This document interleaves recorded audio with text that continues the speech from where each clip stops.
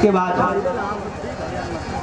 अब शुकाचार्य जी से राजा परीक्षित कहते हैं, आपने हमको तो मनवंतरों का भी वर्णन बढ़िया से बता दिया।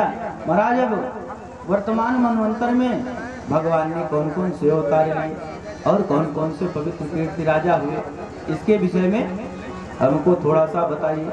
हमको आप सूर्यवंश चंद्रवंश का वर्णन बताइए। और बताना प्रारंभ करते हैं शुकाचार्य जी। महाराज, श्रूयताम मानवो वंशो प्राचुर्येण परम तप न शक्यते विस्तरतुम वक्तुम वर्षशतैरपि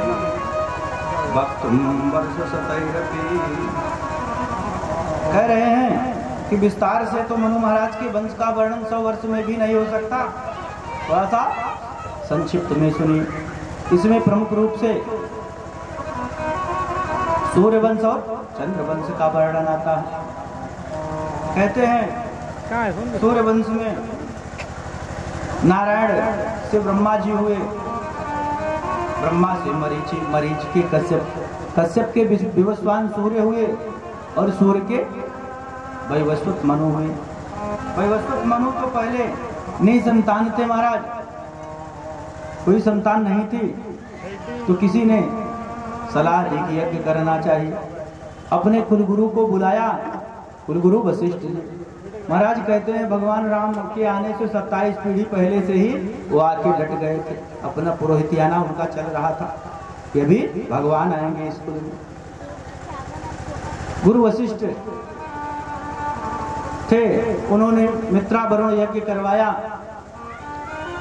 तो इला नाम की कन्या हुई। यज्ञ तो हो रहा था पुत्र प्राप्ति के लिए, लेकिन हुआ क्या, इनकी पत्नी श्रद्धा ने ऋतुजों से कह दिया, भाई मुझको तो कन्या चाहिए, पहली संतान कन्या हो जाती तो बड़ा बढ़िया था। अब उन्होंने चूंकि खिलाने पिलाने का काम पता लगा घर से ही होता है, ब्राह्मण लोग कहने सुनने में आ गए और अपना ऐसा मंत्र पढ़ा कि कन्या हो गई। राजा ने आके ब्राह्मणों से, अब ब्राह्मणों को कह तो सकते नहीं, थोड़ा मुंह फुला के कह रहे हैं, अरे ब्राह्मणों, यज्ञ तो हम लोगों ने पुत्र प्राप्ति के लिए किया था और मुझको लगता है आप लोग मंत्रों के मर्मज्ञ भी हैं, उसमें कोई कमी भी नहीं है जानने में, फिर ये कैसे यज्ञ के फल में विपरीतता हो गई, मेरी समझ में नहीं आ रहा। उन्होंने बताया, महाराज ये तो महारानी ने ऐसा कहा था।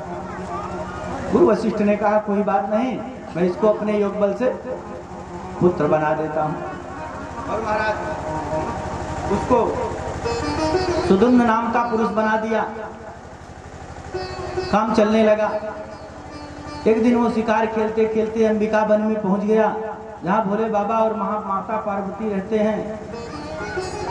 और एक बार कुछ ऋषि मुनि महात्मा आ गए थे उस जंगल में। माता पार्वती लज्जित हो गई, पास में बैठी थी भोलेनाथ की। तब से श्राप हो गया, इस वन में जो कोई आएगा वो स्त्री बन जाएगा। सुदुम्न फिर से स्त्री बन गया। महाराज उसी समय जब ये घूम रहा था तो चंद्रवंश में जो राजकुमार बुध था उससे एक पुत्र भी हुआ, गुरुरवा। तो कहते हैं इसी सूर्यवंश से चंद्रवंश भी चला। लौट के आया सुदुम्न, स्त्री बना हुआ। अब क्या करें?